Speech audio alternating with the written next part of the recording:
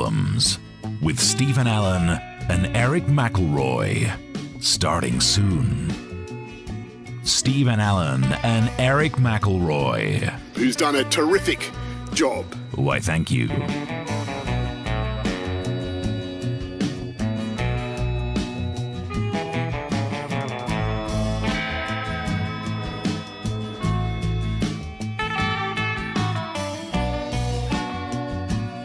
Comics in Quarantine, Solving Problems with Stephen Allen and Erich McElroy, starting soon. Streaming live on the internet. And I think you said you're going to test that too. We did test it. Yeah, it works sometimes. Starting soon.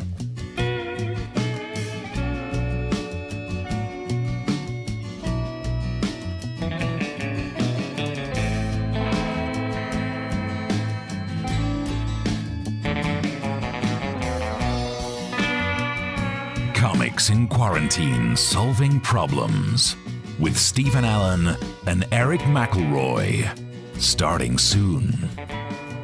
Doing online shows. For much longer than I would have liked. Suit yourself.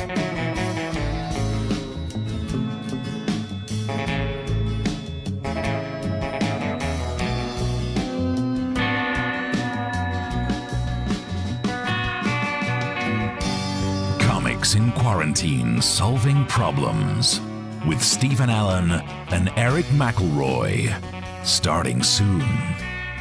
From their tidied up offices. And then I see the disinfectant. You do not want to know what happened in there before.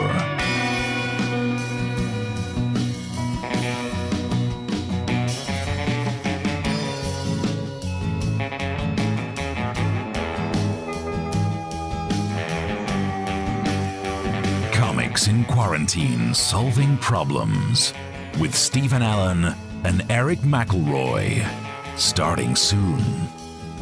Answering the questions from you, the people of this country. If you email them in comics@somenews.co.uk or tweet at Mr. Stephen Allen or at Erich McElroy.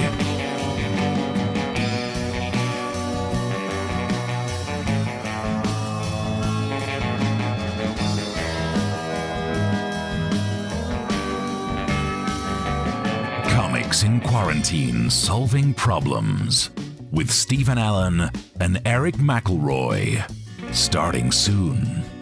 Starting soon. In a minute. 1 minute. Well, maybe a bit longer than a minute, but soon. Soon.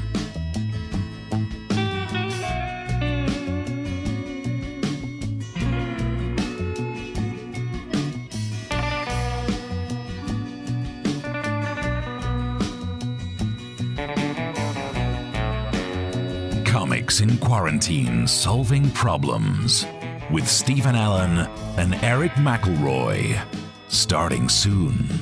The web show we started because we were out of work. And it is still true. All right, don't rub it in.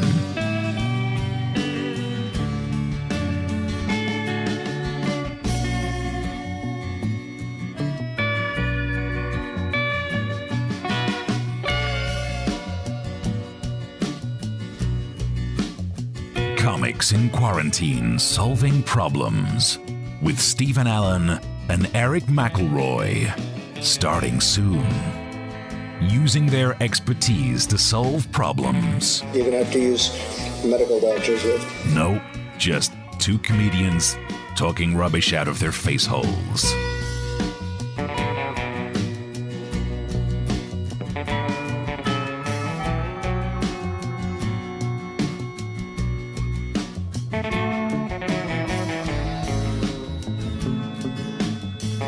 Comics in Quarantine, Solving Problems with Stephen Allen and Erich McElroy, starting soon. Lockdown 2020, giving Stephen Allen an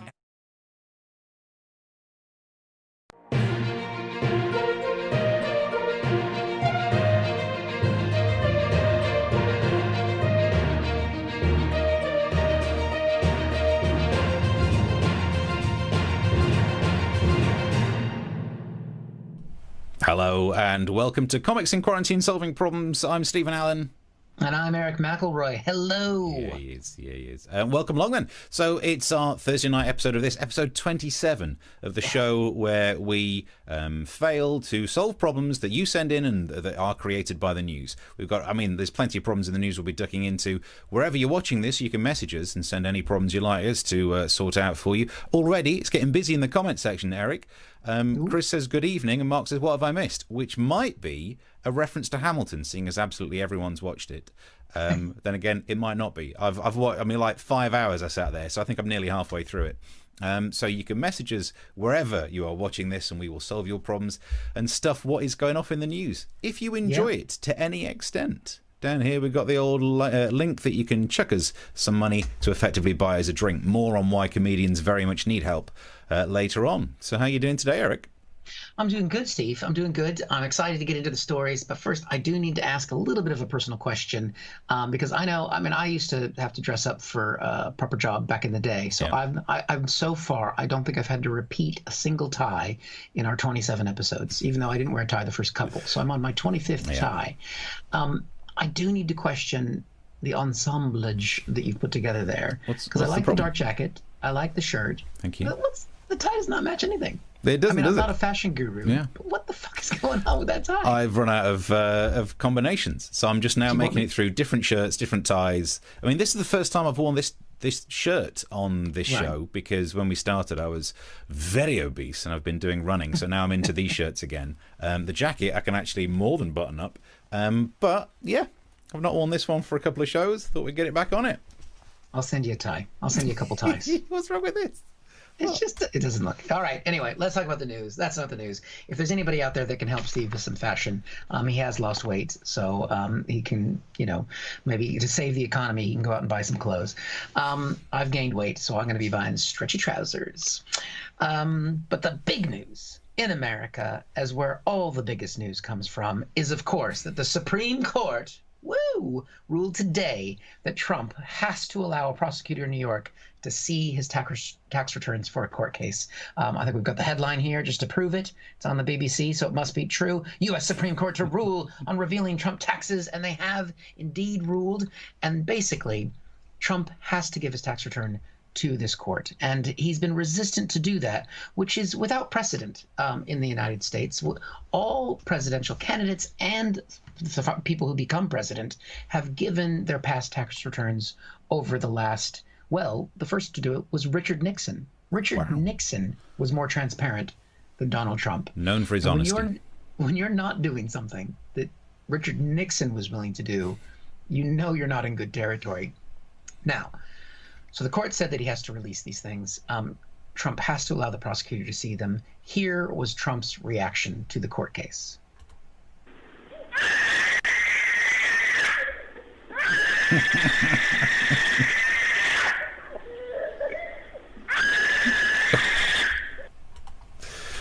I think he's handled it really well. Yeah, same hair. Still got the same hair. Same hair. Now, Steve, this is an exclusive to Comics in Quarantine Solving Problems. Yeah. I have obtained a copy of the tax returns ahead of the court case. And I was able to get it because I just sent Trump a tweet, because he and I are Twitter buds. And I just said, look, it's only going to be broadcast in the UK. It's only going to be broadcast in Great Britain. And he said, that's fine, because Britain, you're not that great anymore. So he was more than happy to release the returns to you. Now, looking at these, I'm just going to highlight a few things. It's interesting looking at a billionaire's tax return, right?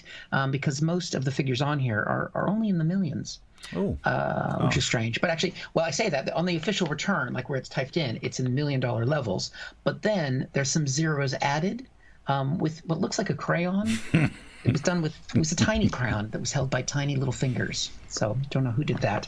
Now, we've known for a long time that in 1995, Trump lost $1 billion, right? He had one of the biggest tax write-offs of any American, but we've never known exactly what that loss was. And now we can see it, Steve. We can see that there was a $65 million loss for talking nicely to ugly people.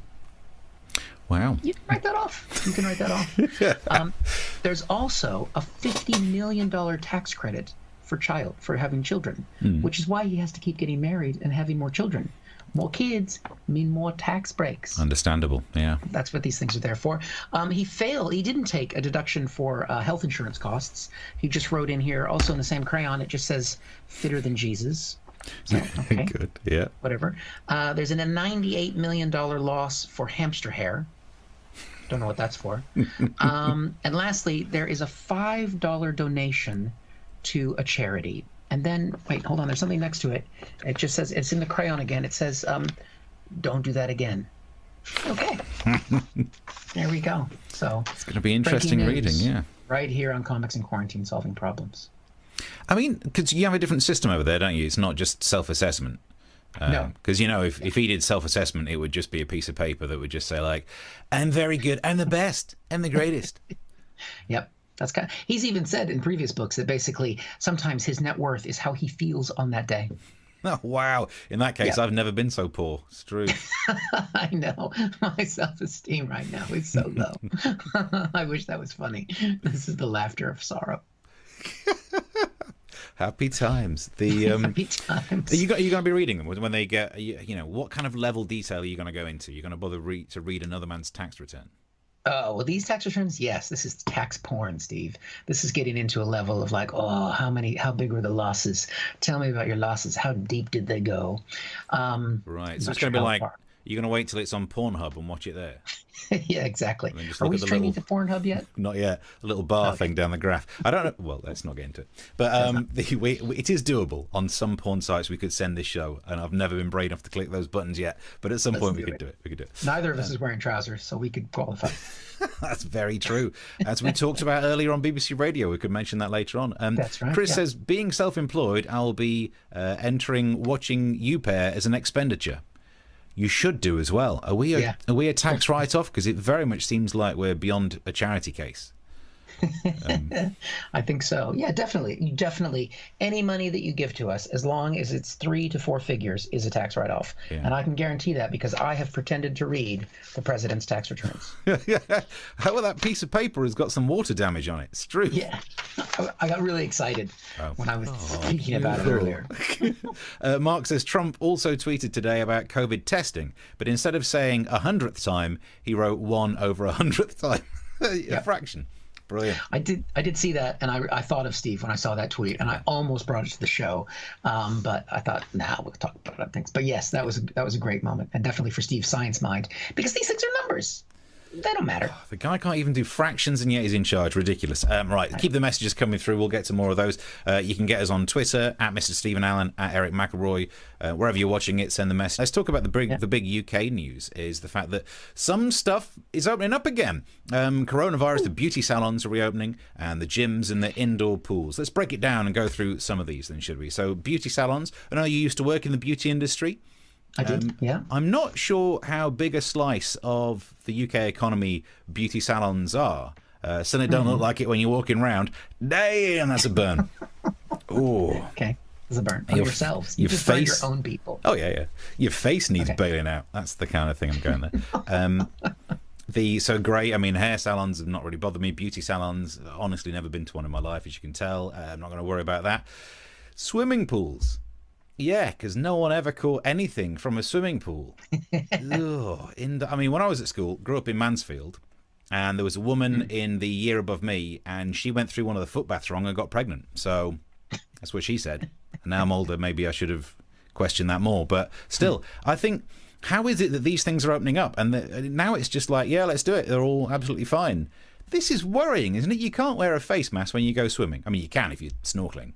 But that's a different... You need to put an actual face mask on top of your little blowhole. Again, I'm not an expert. Yeah. But the biggest issue out of all of these is the gyms. Because, look, it's good that they're open because now I'm not going to the gym by choice rather than being forced to not go, which I wouldn't have gone anyway. But it still grates somewhat that these dirty-ass places where people get sweaty and grunty and whatnot are opening up. And we're not, as comedy. So, to find out more, I'm joined on the line by a minister. Hello. Hello, Steve. So, gyms opening, comedy clubs not. Yeah. Yes, look, I see why you would be concerned, but we have to face facts. In most comedy clubs, there is laughter. Bit predictable. And the thing about laughter is that it could cause people to breathe out infected aerosols. What did you just call us? No, what I mean, Steve, is that small particles of moisture that could carry the virus. People in comedy clubs will be breathing more heavily. Than people in gyms where people go and do running and lifting and stuff. They breathe a lot in gym. Are you telling me that you think workout sessions are going to be like this? Hi guys, welcome along to today's workout session. It's anaerobic exercises. Anaerobic means no breathing. Breathing is cheating. We're going to do a minute of reps without breath. Here we go. And don't breathe. 2, 3, 4, 5, 6. Hold your breath. And 1, 2, 3. Feel the burn. That's your lungs. And no, I'm going down. I'm down. So, yeah, do you think it's going to be not breathing in gyms? I'm sorry, Steve. Is this a fake interview sketch, or is this one of the sketches where you act something out? I mean, am I meant to have been able to see the thing that we've just watched? This whole thing is very confusing. I don't even know anymore. I mean, I've just not had work. I've not left the flat in ages. It's too much. Well, listen, you should probably get yourself down the gym. At least they're open now. Bastard. Thank you very much for joining us, Minister. Well, I think we learnt a lot there. This show's getting meta. I don't even know what's happening now. It's sketches within sketches. And then you've done that face thing now. I don't know. Filter. It's pretty incredible what you're doing. And the fact that you basically are losing your mind because you can't do gigs. Not only am I all comedians, we're losing our mind because we can't do gigs, but not every comedian is giving you 2 times a week the opportunity to watch it happen. That's right. And do sketches to himself. Sketches that feature himself, sometimes talking to himself, where he then goes live on air when he has a co-host who's right here the whole time. I don't go anywhere, guys. I'm underneath fake Steve talking to himself while I just have to sit here quietly. I'm just going to drink some beer now. Because it was a breakthrough where I managed to work out how to do, because when we do the fake phone calls, like you can play in a clip at a time, but to manage to talk to myself with that's a real-time moving face. This is like that episode of Buffy when they had 2 Xanders and everyone's like, my God, the CGI is amazing. How are they doing that? It turns out that Nicholas Brandon guy who plays him just had a twin. So I've just hired a twin. It's like the Prestige. I just clone myself.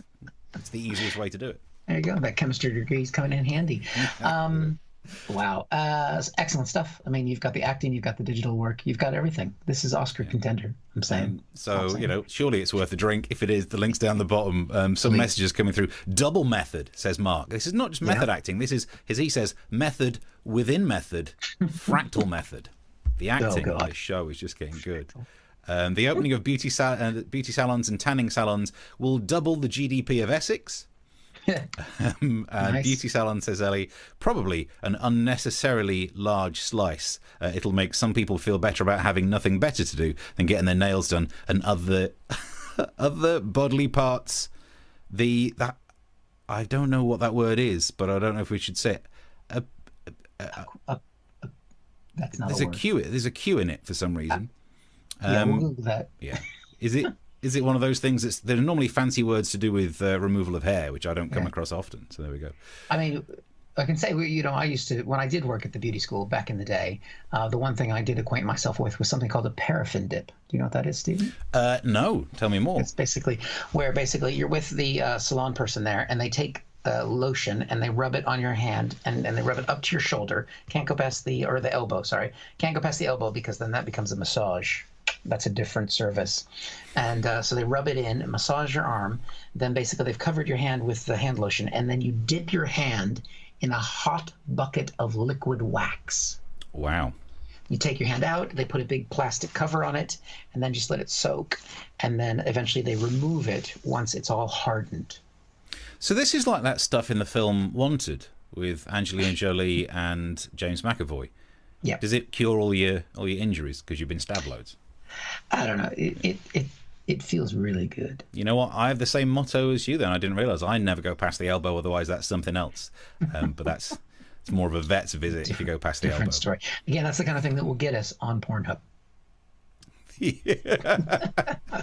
Once we go there.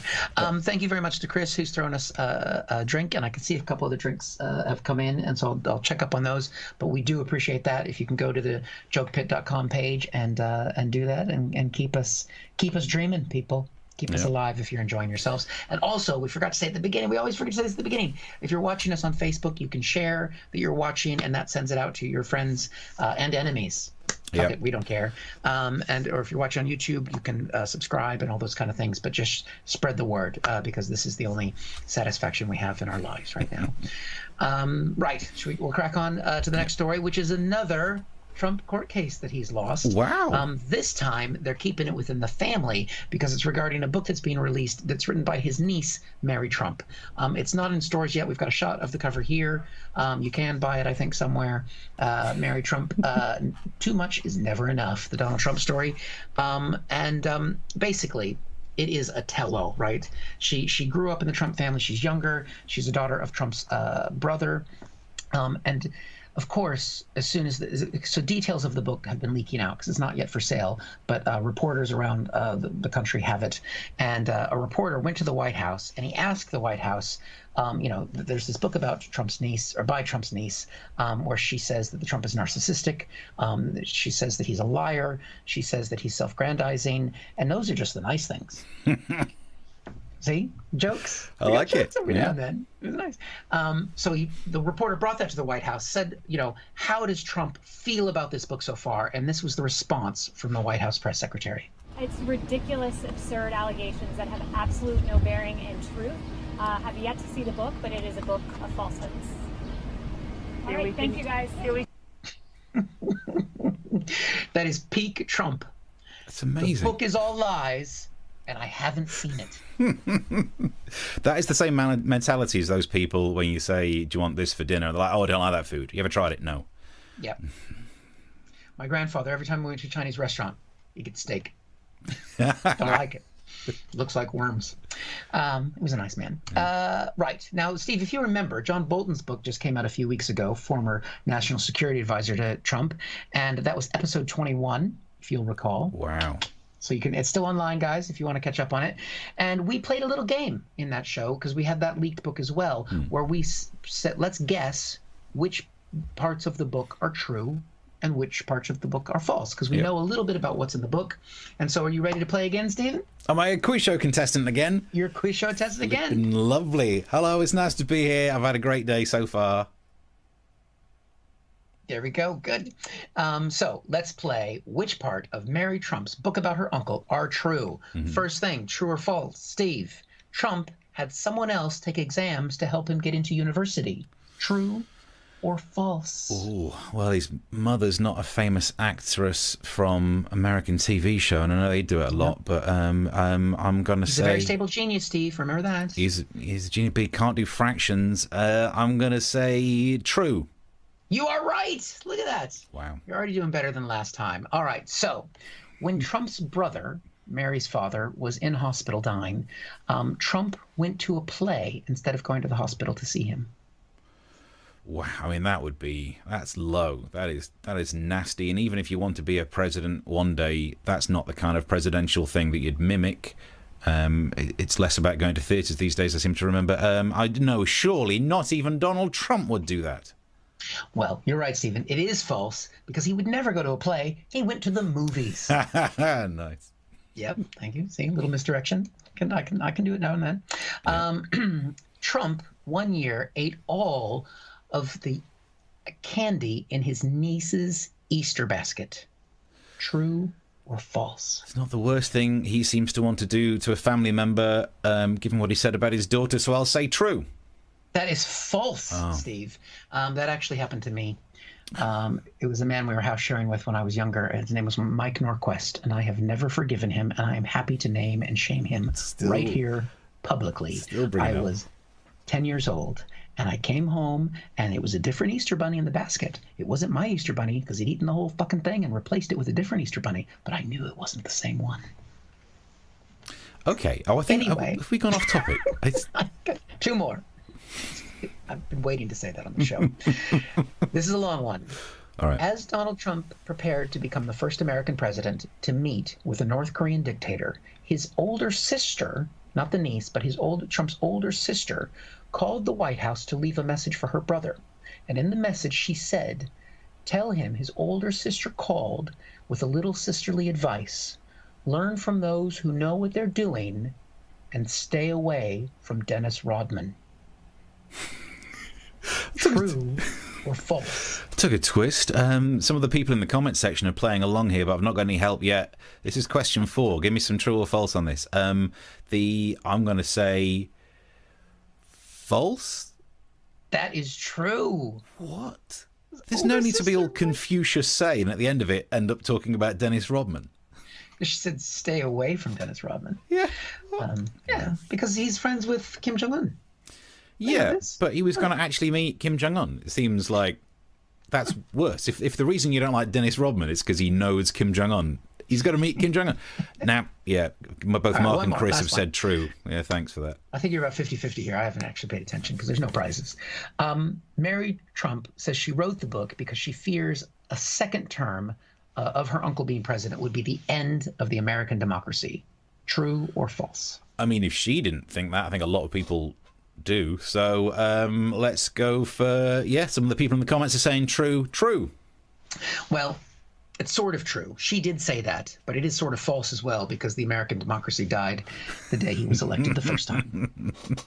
Happy times on the Comics in Quarantine Solving Problem Show. USA. Wow. So right, wow. Did I win? That was fun. We got to do quizzes with the crowd next time. That's nice. I like seeing that in there. I know there's a delay in the broadcast, which might be excusing it, or they're just sending through the answers after you've given them out, which is a great way for people to look good. That's what Trump would do it. Yeah.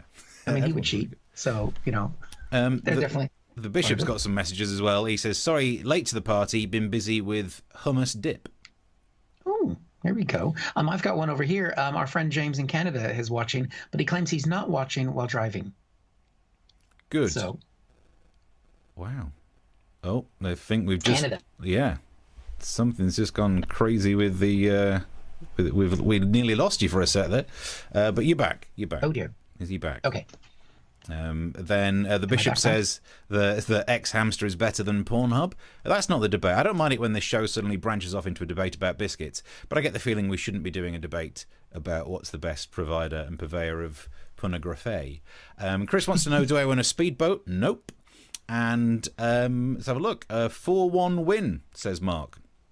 Oh, sorry, 4-3 win. Yeah, well, if you were playing along and keeping score at home, brilliant. And then Mark says you get a water boatman. Smaller than a boat, but we'll try and see if we can get one for you. Lovely. Keep the messages coming through. We'll try and get more quizzes in future ones because it's actually quite fun if you want to play along. And if you've enjoyed it enough to drop us a drink in the box, here's the link down the bottom to have a crack at it. Look, let's focus on some good news, shall we? Things not only are reopening, but we're going to get some money to help us enjoy the things that are reopening.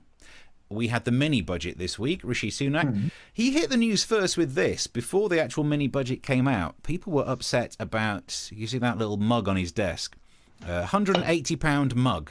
It's like Bluetooth enabled, and it's chargeable, and it will keep your drinks hot for about 3 hours. And I must admit, normally I'm not into news like that, where people go like, oh, he's got something that's expensive. Well, he's got a good job. But there was just something about that picture, realising that mug was worth more than I've earned this month. And it just kind of got to me a little bit. What's the Bluetooth for? So probably so you can turn it on and off remotely via your phone or something. Or at least it's probably Bluetooth, so it knows if it's been near anyone who's been infected with coronavirus, because I'm sure they've got the app working by now. What's that? This just in? No. Also, why did I pretend to have something being spoken into the one ear that doesn't have something in it? Sat over here is the perfect prop. Let's not do that again. Back to the headlines. So this, we got the budget, we got loads of details about stamp duty and meal vouchers. Right, let's try and go through some of them. Stamp duty, I think it's going to be interesting because I'm from a working class background, we never talked about it. Middle class people are always saying, well, stamp duty is a ridiculous charge and it does indeed cause problems for the market. So it'll be interesting to see if anyone actually gets around to moving. In the middle of a recession, but you get away with stamp duty. Will it make a difference? I don't know, probably not. Young workers are back to work for 6 months. I mean, that's not going to make a blind bit of difference. You've got a job for 6. A summer job is what they're giving these people. My favourite one of all the ones was this one. Slashing VAT in some areas to help out, making pubs, hotels and zoos cheaper. Can we just talk about why zoos are being mentioned again? This happened when they used to do the daily briefings and they were talking about what could be opened up. Everyone was obsessed with zoos. Who's going to that many zoos? Why is zoo news in? It's unbelievable. Why is comedy's not happening and yet you can go to zoos? Which actually makes me think we should be doing gigs in zoos. I'll play the gig in front of the hyenas. At least it'll look like I'm funny. But I can't help but think no one's avoided the zoo because of the VAT. That's not the reason someone's not going to the... I'm telling you, this scene has never happened. All right, son. Look, I know you had your heart set on going down a zoo, but I can't afford the VAT at the moment. So what I've done is, I've not taken the bins out for like the last month, and I've left the back door open so we can see what kind of animals turn up for a sniff. Yeah? Don't cry. And don't tell your mum this is what we do on the weekends, all right? No one's going to the zoo like that. So the main one is talking about the meal deal is what we're getting. Basically, Rishi Sunak is becoming the Groupon chancellor. He's giving us 50% off meals early in the week, which I hope that doesn't mean he's going to start emailing me about waxing, because I, to the best of my knowledge, have never been waxed. Why do Groupon think it's something I'm going to be interested in? It makes no sense to me. So he's giving us, if you go to a restaurant early in the week, so Monday to Wednesday, you can get 50% off the food, not the drink. He has given us exactly the same deal that restaurants would have done anyway. It's like an early bird special. And yet he is now, the government's going to be funding what would have happened. It is a ridiculous idea. It's also stupid that it's called eat out to help out. Because we all know what's happening. It's a childish phrase, isn't it? You know, eating out. Oh, there is clearly some government minister very childishly bragging in the bar about what he managed to do. And so I persuaded him to call it eat out to help out, which of course, you know what that means. I've made Fiona Bruce talk about eating out on the news. Weren't you the minister that we spoke to earlier in that meta sketch? What? Oh, yes, I was, yes. Blaming on the cutbacks. It's getting too much for me. It's getting way too much for me. So, eat out to help out is the plan. Okay, this could be the one, actually. As much as I don't think it's a good idea because it could have happened anyway, at least it's something I can help out with. Because when they announced the plan to get furloughed workers picking fruit, there's no way my back would deal with that. They announced stamp duty. I'm not going to move house. I can't be bothered to pack. They announced other things like young workers. I'm clearly too old for that. Every single thing that they announced, I couldn't help out in. But if I can help out by eating food, oh, hell yeah. You best call the International Monetary Fund and the Met Office because I'm going to make it rain. I'm going to be sat in a restaurant thinking, well, I shouldn't have a dessert, but it's my patriotic duty. Bring on the cheesecake. Splendid. So I'm loving it. I love the fact that these are the two main so far. Told us to go out and do our patriotic duty and have a nice drink, and then told us to eat absolutely loads of food. Yes. And then Britain's been told to lose weight for the winter as Deputy Chief Medical Officer admits he's very concerned about the fact that we're too fat for a second wave. What could possibly go wrong? Oh, dear. That's the world we're living in. Are you going to cash in your 50% voucher? I think if I did eat out in a restaurant, that would be the one time I've actually stayed alert. So I don't know, because we haven't eaten out. We haven't been out for anything. So this weekend is it's 4-month mark since the last gig. So I haven't gone to the pubs yet. So I don't know if that's enough. Wow. I don't know if that's enough to make me do it. Yeah. But, I mean, I've not done any of them either. And yeah, I don't know. It's 50% off. I'd just go to a cheaper restaurant anyway if I felt like it. I suppose I'd still be worried, but yeah, you got to get the economy moving. You know, it's that thing about 33% of people in a survey said they wouldn't take the cure. If they came up with a vaccine, they'd avoid the vaccine. And it's just the nasty side of herd mentality. You know, this herd resistance, herd immunity. You need 95% of people to be immune, and everyone thinks they're going to be part of the 5%, sitting back and letting everyone else do it. It's not going to end well, but that's not we. Let's keep it positive. Keep it light. If you've enjoyed it, the link's down the bottom for that. It will end. Yeah, give us money while you can. Or you can send us your food vouchers. That's true. Can we double up on these? Address. Mark says, with this government, our patriotic duty for dessert should be eaten mess. Hey, nice. Chris says, method acting again, legendary. Yeah, well, thank you. He's doing it. He's bringing it. Ellie sends a smiley face and says, zoos, the animals got sad because they didn't have an audience. I know how they feel, Ellie. No one's come round here mucking this place out either. Yeah. But if you did have kids, Steve, you'd know why you want to go to the zoo. It's just to get out of the fucking house. Before we move on, the Bishop on YouTube says, the ceiling fan is so last year. My four-blade. Don't diss the four-blade. Every time there's a heat wave, I'm grateful for the four-blade. It is yes, it makes my flat look like a working men's club up north. And that makes me feel at home. Yeah, makes you feel at home. That's a good thing. We've got another couple of drinks have been sent our way. Thank you, Sal. And there's a few others. I'm not in that. I can't see the names there. Ellie sent us something, so thank you very much. Appreciate that. That is very, very, very kind of you. And we'll find a postal address or a P.O. box for your food vouchers once they come. Or maybe it'll be like an e-voucher, and we can take it that way. I can see one of the questions that count, because I can't see some of the questions on yours, Steve, that Mark asked, how did I know it was a different chocolate bunny? Because I fucking knew. You know what a chocolate bunny looks like if you truly believe in Easter, and it was different. So aggressive, brother. I remember these things. Right. Okay, we're coming to the end of our half hour together. So thank you very much for contributions and that kind of thing, which feeds nicely into this final story for us, which was kind of exciting. It was kind of a coup. For the first time ever, both Steve, you and me, we were both, for a moment, the #1 trending news story on Twitter today. What happened? What did I say? Am I cancelled? Well, when I say that we were sort of the #1 story, we were part of the #1 story, which was the hashtag that went out today, hashtag Save Live Comedy. Nice. And that was done by a new organization called the Live Comedy Association. And it was meant to raise awareness of the fact that even with this $1.57 billion bailout package for the arts in the UK, which is less than the people get to put in insulation in their housing, but we won't talk about that again. But we're generally not recognized as an art by the Arts Council, which I don't really understand. I mean, you saw the work that Steve did earlier. I mean, when you put those kind of glasses on and a fake beard, it's art.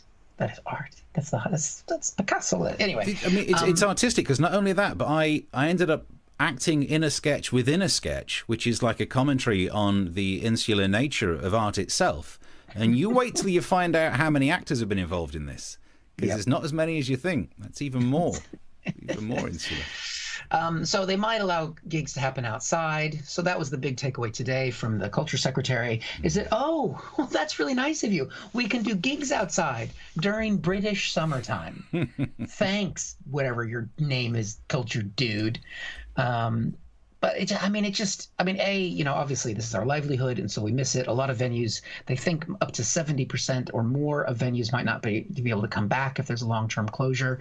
It's just, and this has been incredible. I've had a lot of fun doing the show. I think we're both enjoying it, and hopefully people are as well. But there's nothing like the live gigs. I mean, we've had some weird ones, haven't we, Steve? Oh yeah, I mean, it's truth. And let's put the hashtag on the screen to make it seem like, there we go, like we're doing some sort of campaign. Yeah, man, we've done some we used to do topical shows together in London every single week for ages. And we did we played a football stadium, a rugby stadium together once. Well, it was for we did a gig at Watford Football Club, but it was for Saracens rugby team. And a friend of mine basically said he wanted to put on comedy on the pitch for the halftime entertainment. And I told him that was a terrible idea. And then I saw how much he was willing to pay. And I said, hold on. So we're stadium comedians now. Yep. And it was me and you and another act named Steve Day. And the concept was that we would go down onto the pitch and we turned towards the crowd as they were coming in. I thought, all right, we'll come out, do a few minutes to warm up the crowd before the match. And then we'll have halftime, and they'll get paid a bit more money, and they'll get to entertain the crowd again. And we're like, this is gonna be terrible. And we started to turn towards the crowd, and they said, no, don't face the crowd. They're like, what? No, we want the camera to film you so we can put you on the big sky screen. But that means you have to turn into the field where the rugby players are, I don't know what they're doing, warming up? I don't understand the sport. Rugbying, fluffing, something like that. And so we did it to the camera with the rugby players behind them looking at us. And you could see us on the big screen. And then literally thousands of people not giving a shit. Which is way more than we normally have, not giving a shit. It was incredible. And then they had the audience vote to see who was the funniest. Now, do we admit this part, Steve?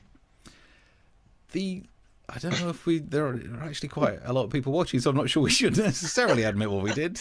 It was a different time. It was a different time. And basically, Steve Day, the third comedian who was on, is hearing impaired. And so he can lip sync, lip read, and probably lip sync as well. But when they came to the point where they had the vote because no one was really paying attention. And so they said, who did you like? Did you like Eric? Did you like Steve Allen? Do you like Steve Day? So we looked at Steve Day and said, you won. And he got paid twice as much money as we did. He got extra money, but he did have to go out there and do another 10 minutes. So he knows that this happened, and he didn't complain because he was happy to take the money. Yeah. And if this hadn't happened, I would have gotten to do something that you've gotten to do, Steve, and I would have gotten to do a gig at a naturalist society. Sorry, no, naturist. You need to know the difference between naturist and naturalist, because David Attenborough is one of them, and you want to make sure you get it right. I was going to do a naturist gig to an audience that was totally naked, and I didn't get to because it was canceled. But you've done it, haven't you?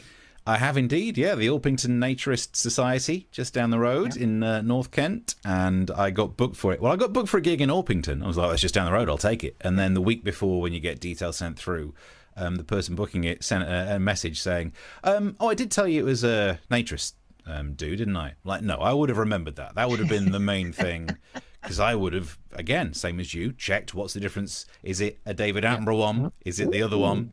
Maybe he's both, actually. I keep using David Attenborough as the example, but maybe he just sits there, stark bollock naked, just going, here we have the male appendage. And I went, I said, look, this gig, do I have to be naked? And they're like, you don't have to be. So we agreed. I can't perform stand-up comedy naked. My stand-up comedy set has many rude jokes that would be ruined by full detail of what I actually look like. You know, there's the joke that I talk about having a pair of boxer shorts with the tube map on, and then you can point down there and go, look at that, that's whopping. That joke's not going to work if I'm stood in a cold area of Orpington in front of a crowd of people. Oh, don't put yourself down, Steve. As it turns out, it was very cold. The weather turned, and there were only 3 people who remained naked in the audience. And I mean this in the nicest way possible. Not the 3 you'd pick. So we miss. That's what we miss, guys. So hashtag Save Live Comedy. I know. Look, there are bigger campaigns going on, but it's true. The survey says something like 45% of comedians have considered leaving the industry, and look, that's nearly half. So one of us is going to go. You're watching statistically, only one of us is going to stick around, and I've already been thinking about, I've got no money coming in. I'm going to have to do something else. And it's worth thinking about that when you think, should I contribute and buy them a drink? Because comedians are, in general, narcissistic, egocentric, annoying, self-centered, and just always trying to make a joke. Really, really annoying. And if we stop doing comedy, we'll have to get jobs and could end up working with you. So what would you rather have? Us boiled down onto 20 minutes on stage, or every flipping day at work? And I'm such a narcissist and so self-obsessed. The only thing for me to do next would be to become president of the United States. Yeah, you'd qualify for it then. Sweet. Let's go through some of the messages before we lose that. Let's have a look. Ellie says no to the food vouchers because she actually likes staying in. Yes, there's going to be a show where we talk about the reckoning, as I call it, when we have to go out and deal with people again. Mark says, I'm single, so I'm so going to a restaurant. I suppose you could do like the bubble thing. We could find other single people to go to restaurants with. But that is just Tinder. That's basically, isn't it? Fred says, hi, guys. Hi, Fred. Hi, Fred. I've done a gig there with a band. Ew, says Chris. Oh, so you performed in front of the well, I mean, look, there are a mixture of attractive people in the Orpington Naturist Society. But if you are going to perform there, check the weather. Check the weather. Check for pandemics as well, because that will definitely mean they cancel the gig. You know what else goes on at those places. What? Do you know what? I did ask them about that. I said, look, is this some sort of big swingers deal? And they were like, no, this is mainly playing table tennis. As most videos about nudist areas, there's always someone playing table tennis. I wouldn't want somebody slapping a paddle around when I got my You hear that noise? Paddle out. What's in there? Oh, they're just playing table tennis. All right. Well, and there goes one. There goes one of the balls. Oh, that felt like it was too much, but I liked it. I love that noise. All right. Maloko B says, is that Cockfosters? But apparently, because you put a space in Cockfosters, that message has been held back by YouTube because it might be offensive, but it shows it there. Thank you. And also, thank you to YouTube for still showing me the potentially offensive ones, so it can still hurt my feelings. Nice. Yeah, volleyball, says Maloko B. Yeah, they're always playing volleyball in the naturist things as well. Same all deal. These things where things bounce. That would not be what I was doing anyway. Yeah. Pandemic's not been kind to me physically, so swing ball. Yep. Nice. You could always work in radio, Steve. Lots of opportunity there, says Fred. Yeah, thanks. Yeah, recently lost all that work. I've been fired from so many. You know this whole thing about a portfolio career? And they always say this is the thing these days. You could have different angles, different strings to your bow. They've all snapped at once thanks to coronavirus. So yeah, used to be on the radio. Cheers for bringing that up. Now we're here. Right. Okay, we're running over a little bit. I forgot we do have one more story to cover. And again, don't forget to, if you're enjoying it, share it on Facebook, subscribe on YouTube. Just let people know we're here every Tuesday and Thursday at the same time. And we really enjoy doing this. So, Steve, what did you have as a serious, hard-hitting newsman that you are to take us out? Yeah, I wanted to mention this story. Woman whips off trousers and has a poo on beach during live news report. Look, we need something. It's been a lot of serious news. We hear the comedians are losing their jobs, but look, this person took a dump on a beach. And look, there's always you see a lot of this in news broadcasting. The reporter, there's always someone behind them doing something stupid. When Leicester closed down again, I was watching the BBC and they had some great guys walking around the background. But I'm going to play you the video now. The news reporter is a lady in the front. She's wearing a mask. She's wearing kind of a magenta-coloured top. Yes, she looks a little bit like Melina from Mortal Kombat. Don't pay attention to that. Pay attention to the lady just over her shoulder and see if you can spot her pinching off a loaf. Here we go. There she is, trousers down. Not below the knee, though, yet. Interesting. And my favourite bit is this bit. Watch what the reporter does. Clearly just been told in the ear, move across. Move across. Cut back to the studio because we're seeing someone part their lunch on the beach. And look, there we go. Zooming in again. Oh, yeah, it's happening. Couldn't even be bothered to go in the bin liner. No, right there on the beach. And that was all meant to be. Oh my God, Steve, you've been attacked by the coronavirus. Yeah. What are you gonna do? And so what this means is, it's embarrass someone on TV. But they don't tell you that when you work in radio, as I used to, it's a bigger problem on radio than it is on TV because it's harder to spot. Many a time I've been working for various radio outlets. Someone comes in the studios, often an engineer. You think, are they here to fix something? And they just, hop a little squat and pinch out a piece of cable. Yeah. It's a problem in broadcasting, and not a lot of people know that it's happening. This is why we go quite close trimmed on these shows as well. You never know when someone's going to turn up and just have a dump in the background. And it's happened on radio so much that if now you can listen and you can kind of spot when it's happening. I think the first case, I managed to find this on the internet, the first case of someone taking a dump in the background of a news piece of reporting, it was this. We shall fight on the beaches. We shall fight on the landing grounds. Good God. Oh, sorry, Governor. And there we go. That was incredible how that recording holds up after all this time. It's still so moving. Yep, a lot of moving. There'll be a cocktail named after that soon. Taking a dump on a beach. Hot cocoa there. Chris says, I listen to your podcast most days at work. Or the old ones from the old, still on the BBC Sounds app. I don't think they've taken them down yet. If you want to hear what the news was like over the last 4 years, it's better than it is these days. Mark says she was creating a breakwater.